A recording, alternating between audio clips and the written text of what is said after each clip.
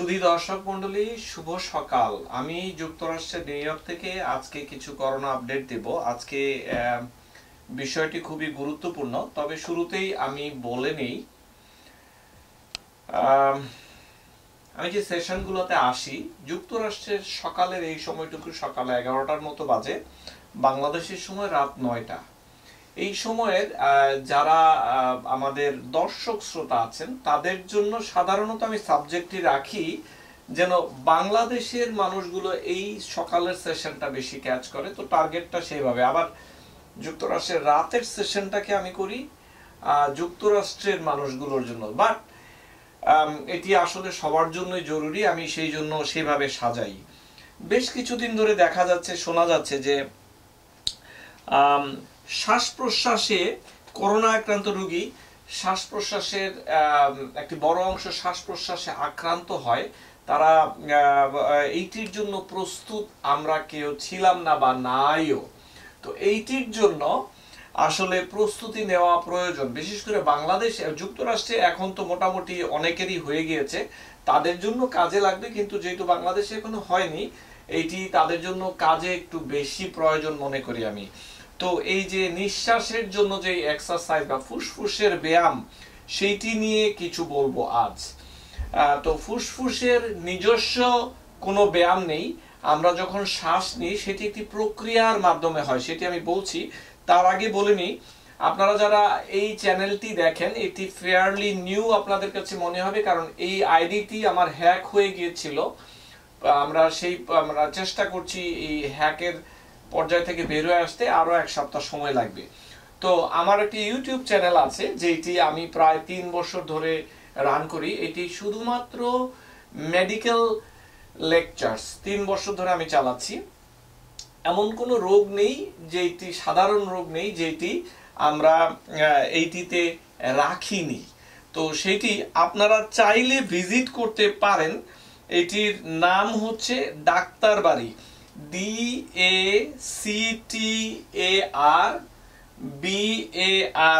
Doctor বাড়ি।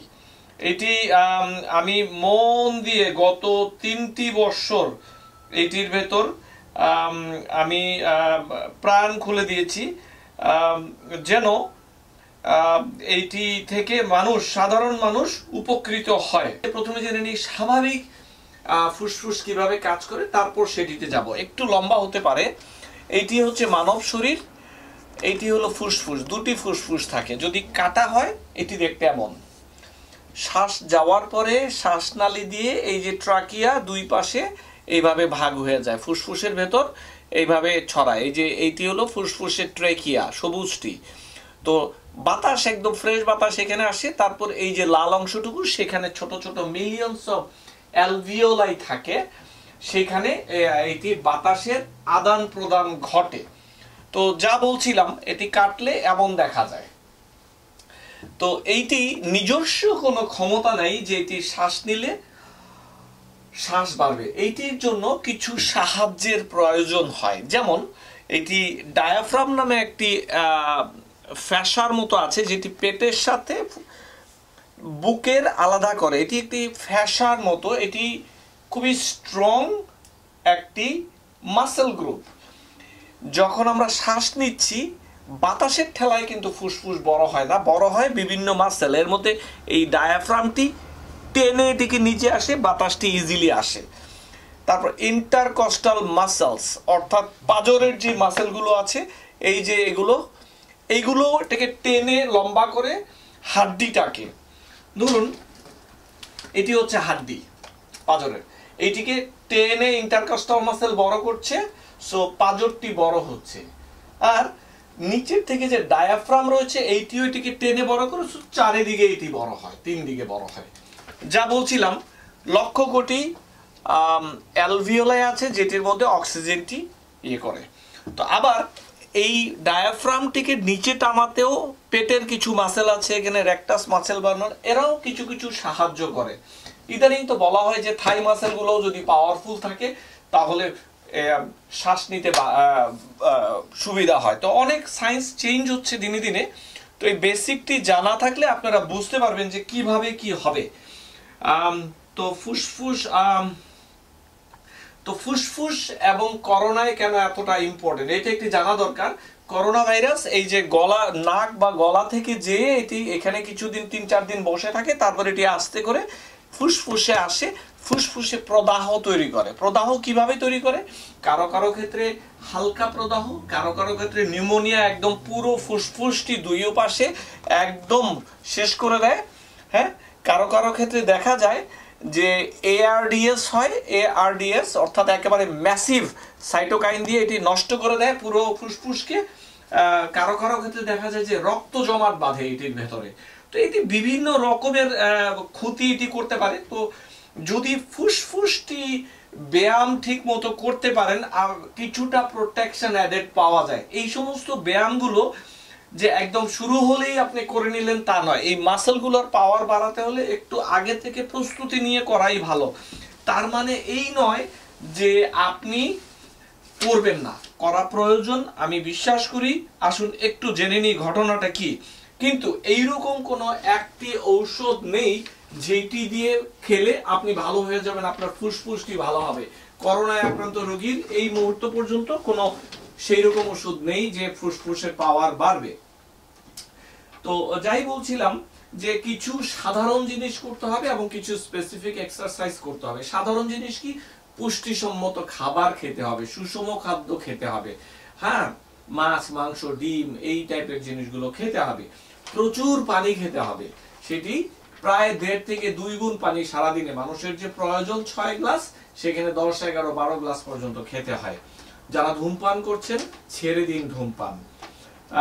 কিছু ঔষধ রয়েছে যেগুলো ফুসফুসের ক্ষমতাকে, মাসেলগুলোর ক্ষমতাকে কমিয়ে দেয়। যেমন কোলেস্টেরলের ওষুধ খেলে মাসেলে প্রদাহ হতে পারে, শ্বাসকষ্টের সম্ভাবনা থাকে। তার মানে এই নয় যে এটি এই মুহূর্তে বন্ধ করবেন, একটু সাবধানতা অবলম্বন করতে হবে। আর কিছু ঔষধ রয়েছে কিছু বডিতে, শরীরে ইলেকট্রোলাইটের ব্যালেন্স নষ্ট করে দেয়, সেইটিও খেয়াল রাখতে হবে। যেমন পটাশিয়াম কমে যায়, অনেক ঔষধ আছে সেগুলো। আর একটি বড় জিনিস ছিল বি অ্যাক্টিভ। এইরকম একটি পরিস্থিতিতে পড়া মাত্র মানুষজন দেখি যে বিছানায় পড়ে যায়। এখানে একটি বড় মানসিক কম্পোনেন্ট আছে। এইভাবে বিছানায় পড়াটি আমি মনে করি যে একেবারে ঠিক নয়। বুঝলাম কষ্ট আছে, বুঝলাম আপনি অসুস্থ, কিন্তু সারাদিন বিছানায় পড়ে থাকবেন এইটি মানব না আমি। আমার ব্যক্তিগত পারসেপশন হচ্ছে যারা অ্যাক্টিভ তাদের বোধহয় এই রোগটি কাবু করতে পারে কম। আমি বারবার বলছি সারাদিন শুয়ে বসে থাকবেন না। দুর্বলতা ছিল, দুর্বলতা আছে, দুর্বলতা থাকবে। তার মানে এই নয় আপনি ফ্ল্যাট হয়ে যাবেন না। হ্যাঁ, যারা একেবারেই পড়ে যাচ্ছেন অসুস্থ তাদের ব্যাপারটি অন্য, কিন্তু সবাই মিলে শুয়ে বসে থাকবেন এইটি হবে না। বাসার মধ্যে ঘুরঘুর করেন যতটুকু সম্ভব, ব্রিদিং এক্সারসাইজ করেন, বি পজিটিভ। এই জিনিসগুলো সবার জন্য ইম্পর্টেন্ট। আর ঘরের ওয়েদারটি ঠিক রাখতে হবে। আপনি একটি গুমোট ঘরে থাকবেন, জানালা দরজা খোলা থাকবে না বন্ধ থাকবে, এইটি হবে না। জানালাটি একটু খুলে দিন, বাহিরে দেখুন কি হচ্ছে, একটু একটু পজিটিভ থাকতে হবে। এইটি একটি বড় মেসেজ সবার জন্য বলছি। এবং করোনা হলেই যে আপনি বাইরে যেতে পারবেন না তা নয়, আপনি যাবেন, আপনার উঠোনে যাবেন, আপনার আশেপাশে যেন কেউ না থাকে। আপনি কিছু ধরবেন না, মাস্ক পরবেন, গ্লাভস পরে আপনি উঠোনে যান। আপনি ছাদে যেতে চান, আপনি আপনার মতো করে সময় বের করে একা যান। এটি আপনার জন্য বারণ নয়, আপনাকেও সুস্থ থাকতে হবে। ডেইলি এক্সারসাইজ, অর্থাৎ আপনি যদি বাহিরে ব্যায়াম করতে যেতে না পারেন, চেয়ারটি ধরে 5 বার উঠা বসা করুন, সেটিতেও কাজে দিবে। এই এক্সারসাইজ করার জন্য আপনাকে মাঠে ঘাটে যেতে হবে না, আমি বলছি না কখনোই। আরেকটি জিনিস, যারা অ্যাজমাতে বা হাঁপানি রোগে সাফার করছেন বা সিওপিডিতে, তারা খেয়াল রাখবেন এই সময় যেন অ্যাজমার ওষুধ কোনোভাবে বন্ধ না হয়। অ্যাজমা অবশ্যই নিয়ন্ত্রণে থাকতে হবে। আমি বেশ কিছু কল পাচ্ছি তারা অ্যাজমার ওষুধ নিচ্ছেন না। এটি একটি মারাত্মক জিনিস, যদি দেয়া হয় নিয়মিত নেওয়া উচিত।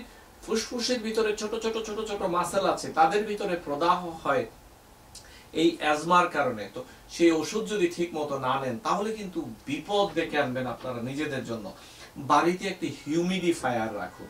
ফার্মেসিতে গেলে দেখবেন ছোট্ট একটি মেশিন, সেটির মধ্যে পানি ঢেলে এটিকে পানিটি বাতাসে ছড়ানো হয়। আপনি খুব সুন্দরভাবে এটি বাড়ির বাতাসটিকে পরিষ্কার বা সুন্দর রাখে। কেউ যদি হিউমিডিফায়ার না পান, বেসিনের মধ্যে পানিটি জোরে ছাড়লে হালকা গরম পানি যে ভাপ আসে, একটু মেন্থল ঢেলে সেটিও নিতে পারেন গরম পানিতে, সেটিও পরিষ্কার করবে।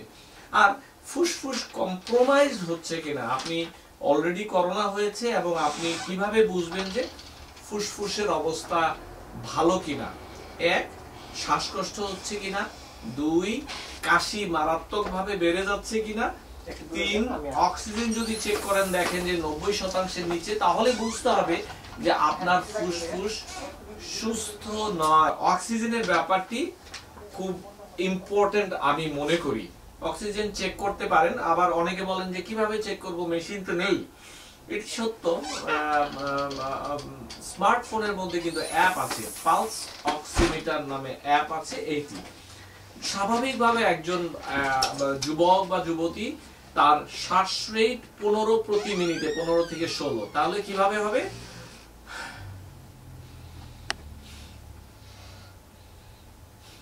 এইভাবে আমরা শ্বাসগুলো দেই, তো তাদের শ্বাস রেট 15 থেকে 16। কিন্তু যখন দেখবেন যে বাড়িতে যদি কোনো রোগী থাকে, অন্য একজন মাপবেন এভাবে ঘড়ি ধরে যে কয়বার শ্বাস নিচ্ছে, এটি 25-এর উপরে চলে গেলে অর্থাৎ ব্যাপারটি খারাপের দিকে যাচ্ছে, এটি ধরে নিতে হবে।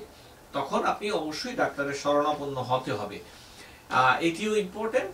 আবার আপনি হাঁটতে পারছেন না, আপনার শ্বাসকষ্ট হচ্ছে, যেই আপনি আগে 200টা স্টেপ সিঁড়ি বাইতেন, আপনি এখন 10টা স্টেপ সিঁড়ি পারছেন না, সেটিও একটি কারণ, অথবা 10টি স্টেপ নিতে পারছেন না। এগুলো একটি লক্ষণ যে আপনার ফুসফুস কম্প্রোমাইজড হয়ে যাচ্ছে।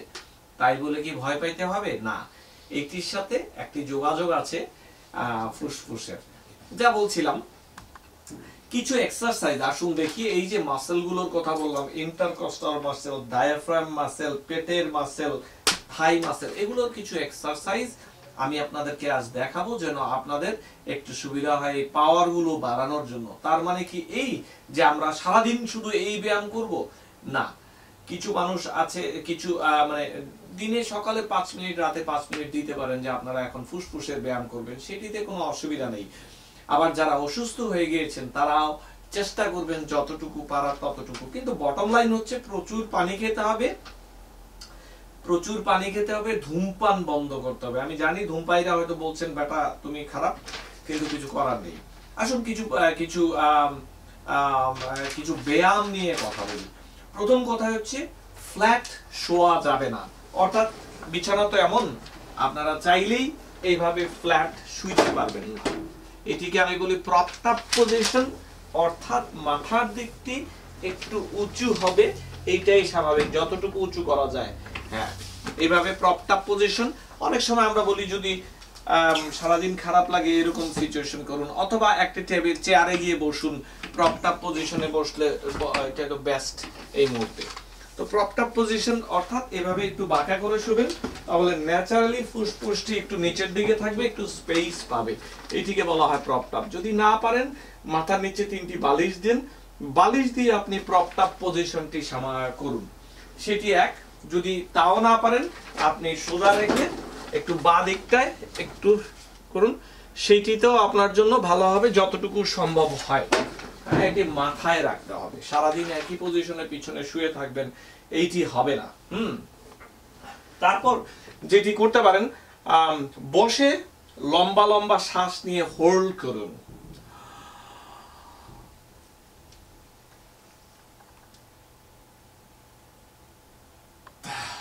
ছেড়ে দিন। প্রথম দিকে 5 সেকেন্ড, তারপরে 10 সেকেন্ড, যত বেশি তাতে ফুসফুসের ভেতরে যে লক্ষ কোটি অক্সিজেন এক্সচেঞ্জের জায়গা অ্যালভিওলো ছিল, ওরা স্ট্রেচড হবে। প্রতিদিন সকালে এইভাবে 5 বার, রাতে 5 বার নিজে নিজে করা উচিত বলে মনে করি। বসে লম্বা শ্বাস নিয়ে করবেন। তারপর এইটি আপনি চাইলে দাঁড়িয়েও করতে পারেন। শ্বাসটি নিয়ে আপনি এবার পুশ ডাউন করবেন। কিভাবে?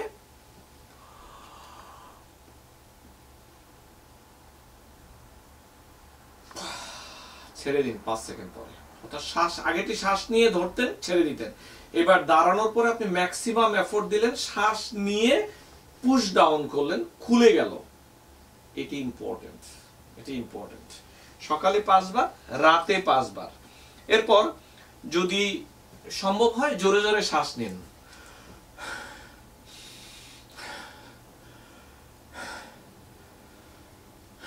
পাঁচবার। এতে কিন্তু তার মানে এই নয় যে সারাদিন এমন করবেন, তখন কিন্তু আবার মাথা ঘোরানো শুরু হবে। এই ব্যায়ামটি করলে অনেক সময় অনেকের মাথা ঘোরাতে পারে, একটু কাশি বেড়ে যেতে পারে, এটি স্বাভাবিক। এরপর আপনি প্রপড পজিশনে শুয়ে, প্রপড আপ পজিশনে শুয়ে আপনি মনে করেন যে এইভাবে শুইলেন আপনি প্রপড আপ পজিশন। আমি জানি আমার অনেক ভিউয়াররা হাসছেন যে বেটা কি করছে ভাই, আমার জন্য যদি আমার ক্ষেত্রে আপনাদের একটু সাহায্য হয় আমি সেটাই করলাম। এটি হলো প্রপ পজিশন, প্রপড আপ। নাভি বরাবর হাতটি রাখুন। এবার জোরে শ্বাস নিয়ে পেটটিকে ফুলান।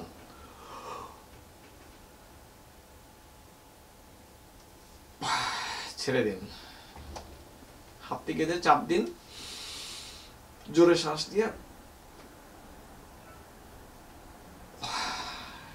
অর্থাৎ ন্যাচারালি আপনার স্পেস পাচ্ছে লাংস, তারপরে আপনি এটিকে ফুলিয়ে দিলেন। সকালে 5 বার, রাতে 5 বার এই ব্যায়ামটি করতে হবে। এরপর যেটি করতে হবে, আপনি সাইডে চাপ দিন, পাঁজর বরাবর চাপ দিয়ে এবার ফুলানোর চেষ্টা করুন এই চাপের বিরুদ্ধে। ছেড়ে দিন, সবগুলোই 5 বার 5 বার করে। আবার ছেড়ে দিন, হাত দিয়ে চেপে। হ্যাঁ, এরপর এখানে করুন এভাবে ধরে।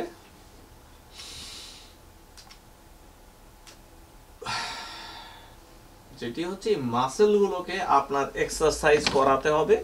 প্রতিটি সেট 5 বার করে এক একবারে করতেই হবে, এটি ইম্পর্টেন্ট। এরপর আপনি দাঁড়িয়ে যান, দাঁড়িয়ে গিয়ে একটা নোজ ব্রিথ করতে হবে। দেখুন,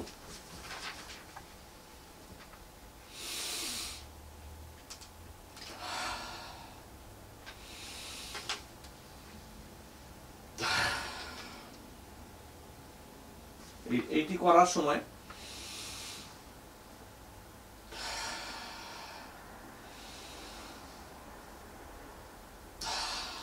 এটিও খুব ইম্পর্টেন্ট একটি ব্যায়াম, আমি বিশ্বাস করি। এরপর আমি একটি মেশিন, প্রোন পজিশনটি হচ্ছে যাদের অলরেডি হয়ে গিয়েছে তারা করতে পারেন, মাঝারি পর্যায়ে যারা রোগী আছে তাদের, এতে অক্সিজেনেশনটা একটু বাড়ে।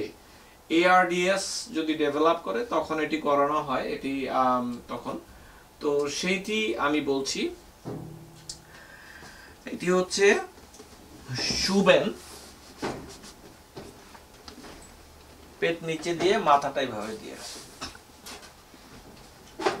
মাথাটা একটু নিচে থাকবে।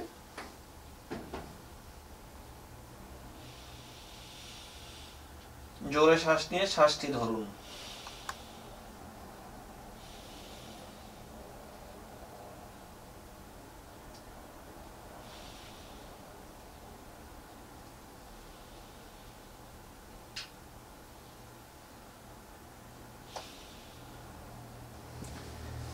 এটি হচ্ছে যাদের অলরেডি হয়ে গিয়েছে এবং বাড়িতে আছেন, তারা শ্বাসকষ্ট কিছুটা ফিল করছেন, চেষ্টা করছেন, এটি তাদের জন্য। এরপর একটি মেশিন আছে, আমি আগেও দেখেছি স্পাইরোমেট্রি। এটি হচ্ছে, এই মেশিনটি অনেক ফার্মেসিতেই পাবেন, যারা পাবেন তাদের জন্য ভালো। সকালে 5 বার, দুপুরে 5 বার, রাতে 5 বার করতে পারেন। এভাবে নিয়ে ফু দিয়ে কাঁটাটি যতটুকু উঠানো যায় তত ভালো।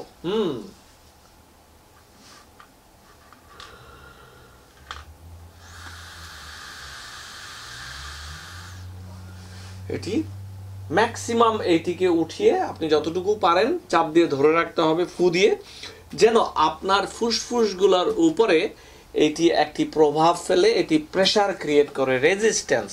দেখুন, আমরা পেশিতন্ত্রের ব্যায়াম কিভাবে করি, একটি রেজিস্ট্যান্স পাওয়ার দিয়ে তারপরে এটিকে বাড়ানো হয়। ঠিক সেম ভাবে আমরা কিন্তু কখনো এই ফুসফুস রিলেটেড যে মাসেলগুলো আছে সেগুলোকে কিন্তু কখনো এক্সারসাইজ করানো হয় না। না হয় এই মৌসুমে চেষ্টা করলাম নিজেদের ব্রিদিং পাওয়ারটাকে কিভাবে বাড়ানো যায়। এখন যারা সিওপিডি তে ভোগেন তারা দেখা যায় যে থাই মাসেলের এক্সারসাইজ করলেও কিন্তু তাদের এটার পাওয়ারটা, প্রেসারটা বাড়ে। কিভাবে করবেন? আপনি এভাবে করে হাঁটতে পারেন,